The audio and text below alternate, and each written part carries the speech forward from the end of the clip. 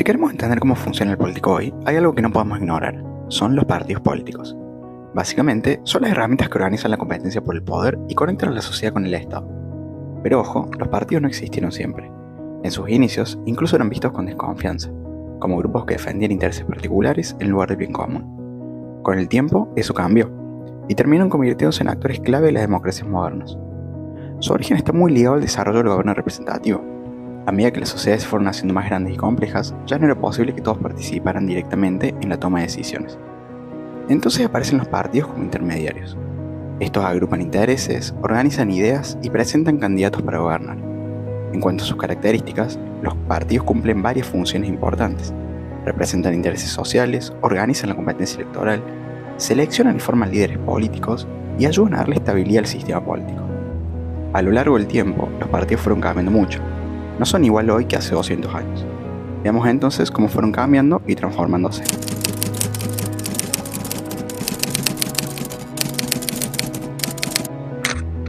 Bueno, arranquemos por el principio. La política no es algo natural que siempre estuvo ahí, sino que es un invento humano. Nace en la Grecia clásica. Antes ya existían formas de organización, pero los griegos fueron los primeros en pensar la política como algo separado de la religión. Básicamente dijeron, esto lo manejamos nosotros, los seres humanos.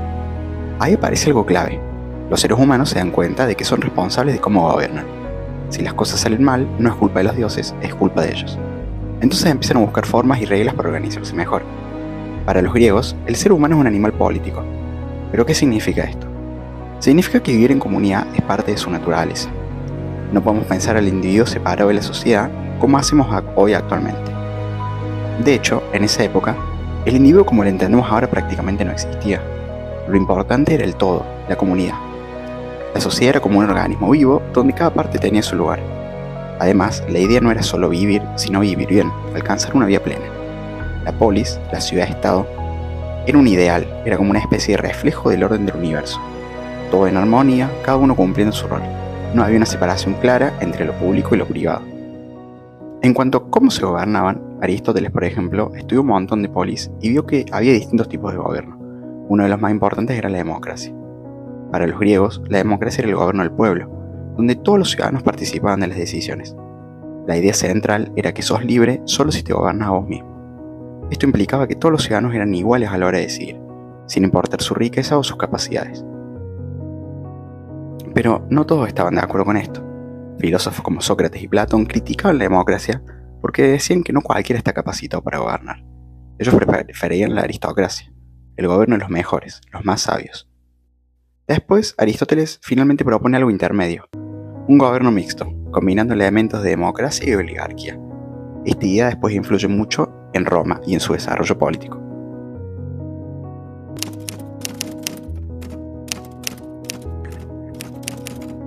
Ahora pasamos a la Edad Media, que muchas veces se llama Edad Oscurantista o Oscurantismo, porque la razón pierde protagonismo frente a la religión. Acá cambia todo. El centro ya no es el ser humano, sino Dios. La sociedad se organiza alrededor de la fe. La política pierde bastante importancia. Por ejemplo, San Agustín, un teólogo, tenía una visión bastante negativa de la política. La prioridad pasa a ser la salvación del alma, algo más individual y de carácter privado. El mundo se ve como un orden jerárquico definido por Dios, donde cada uno tiene su lugar. Igual, no todo es negativo. El cristianismo trae una idea importante de igualdad. Todos somos iguales ante Dios, y la Iglesia cumple un rol clave en organizar una sociedad bastante caótica.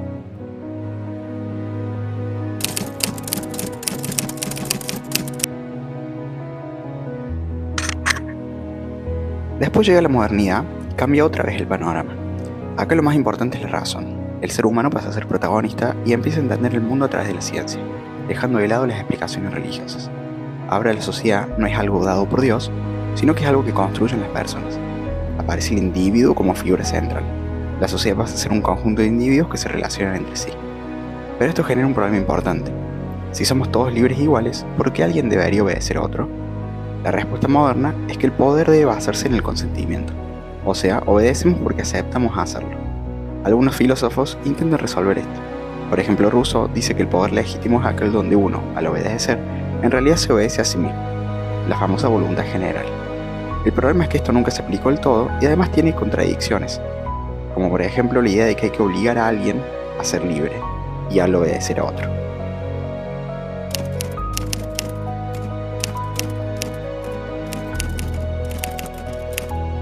Otro autor clave de la modernidad es Hobbes, que introduce la idea de representación. Esto implica que, básicamente, alguien pueda actuar en tu nombre, como si fuera tu representante. Hobbes compara esto con el teatro. El soberano sería como un actor que representa a todos. Para salir del caos, que sería el estado de naturaleza, las personas hacen un pacto. Todos aceptan limitarse, excepto el soberano, que queda por encima de ellos. Esto suena peligroso, pero Hobbes lo justifica diciendo que el soberano actúa representando a todos. De acá surge una idea clave de la política moderna. El Estado es una construcción humana, no algo natural.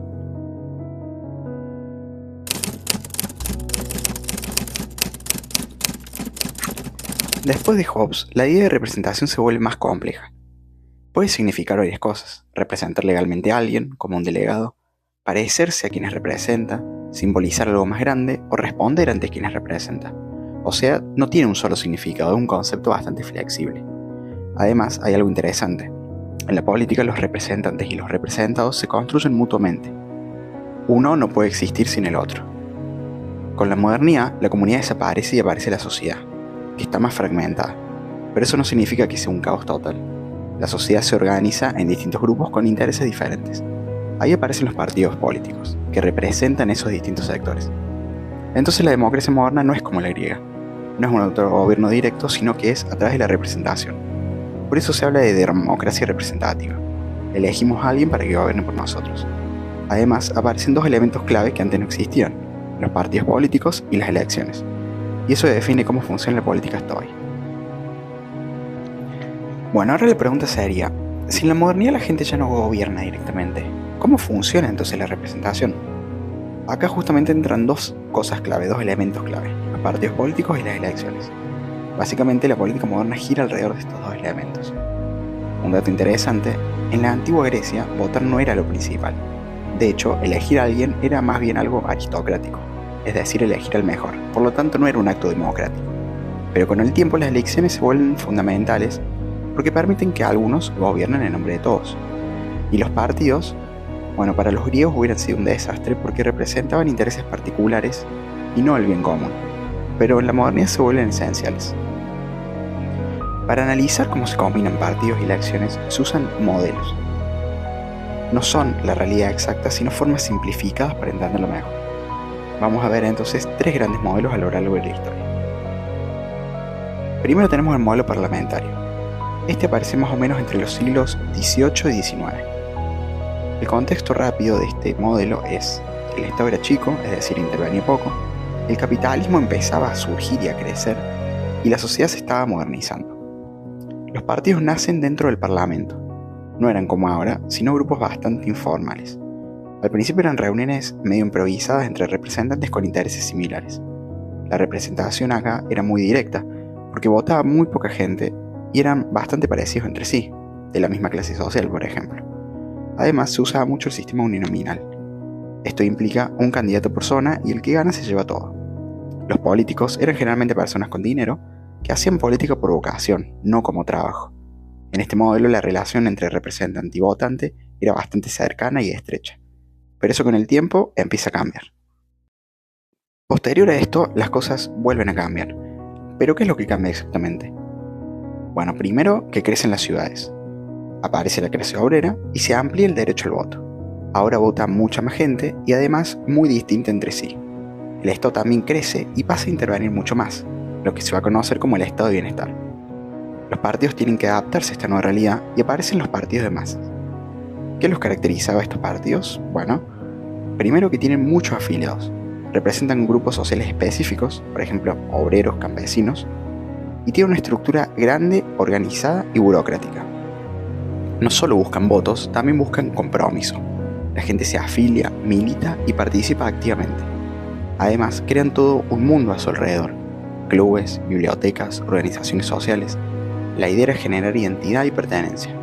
Estos partidos eran más burocráticos y organizados, con estructuras de tipo piramidal. Otra cosa importante: el voto se vuelve más impersonal. La gente vota al partido, no a la persona. La representación deja de ser individual como era antes y pasa a ser de intereses sociales. O sea, los partidos empiezan a reflejar las divisiones en la sociedad. Ahora entramos en la etapa más actual. ¿Qué es lo que pasa en esta etapa? El Estado se achica, por lo tanto hay menos intervención estatal, la sociedad se vuelve más individualista, la política pierde centralidad y los partidos cambian otra vez. Ahora aparecen los partidos profesionales electorales. ¿Qué implican estos partidos? Implican menos ideología, más marketing, más enfoque en ganar las elecciones. Los votantes ya no son tan fieles, cambian más de partido, son más independientes. Los partidos dejan de representar grupos sociales claros, porque la sociedad ya no está tan organizada en bloques, como antes era obreros versus burgueses. Además, los medios de comunicación pasan a tener un rol enorme. Antes la política estaba en la calle, ahora está en la tele, en internet, en redes sociales. Sartori, por ejemplo, llama esto videopolítica, y esto lo cambia todo. Las campañas son más personalizadas, más foco en el líder que en los partidos, las decisiones son más centralizadas. También aparece el votante flotante, gente que decide a último momento y no es fiel a ningún partido.